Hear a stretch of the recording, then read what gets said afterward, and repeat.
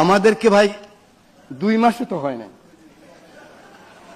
এখনো 54 জন হয়েছে, 220 জন নতুন এমপি, আমি তো হুইপ।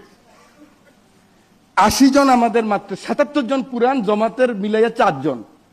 আগে 1 মিনিট, আগে জুলাই সনদ বাস্তবায়ন করেন, বাস্তবায়ন করেন। শুনতেছে আপনাদের কথা, শহীদ পরিবারের কথা কেউ বলতেছে না এখানে, ঠিক আছে? এখানে শহীদ পরিবার আছে, আপনি 1500 শহীদ পরিবারের কথা বলেন নাই, আপনি 3000 আহত কথা বলেন নাই। মানে অনেক জ্বালা আছে আপনাদের, মিষ্টি মিষ্টি বক্তব্য শুনতে আপনারা জন্য আসেনি।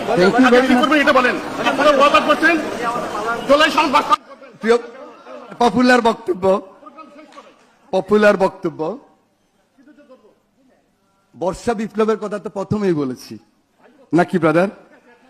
উনি, এটাও উনার কিন্তু একটা রাজনৈতিক অধিকার, উনি এরকম বলতে পারবে।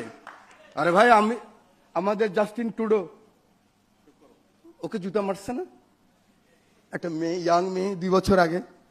উনি বলতে পারে এই বাংলাদেশ চাই আমরা, বলেন আপনি এই বাংলাদেশ চাই, আপনি বলতে পারবেন, আপনার অধিকার আছে। আপনারা কতটুকু গ্রহণ করবেন সেটা হলো বড় কথা।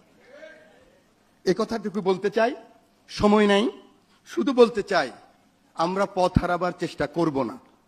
আমরা জুলাই যারা আমাদের আত্মহতি দিয়েছেন, 17 বছরের আমাদের আন্দোলন সংগ্রামে যারা আত্মহতি দিয়েছেন, তাদের রক্তের বিনিময়ে, আমি সেদিন বক্তব্য রেখেছি যে জাতীয় সংসদে ঢুকতে পারবে এটা ভাবিই নেই, আর এই রক্তের মধ্যে দিয়েই তো জাতীয় সংসদে আসছি। অতএব ওরা তো আমাদের মাথার তাজ, ওদেরকে বুকে নিয়ে পঙ্গু মুক্তিযোদ্ধা বানায় প্রত্যেক 16 ডিসেম্বরে নেব, সেই মুক্তিযোদ্ধা তো না, সেই পরিবার না, ওই চেতনা বিক্রি করব না। জুলাইকে বুকে ধারণ করতে যদি পারি, সেটাই হবে আগামী দিনের রাজনীতি এবং সবার আগে বাংলাদেশ। আপনাদের সকলকে শুভেচ্ছা।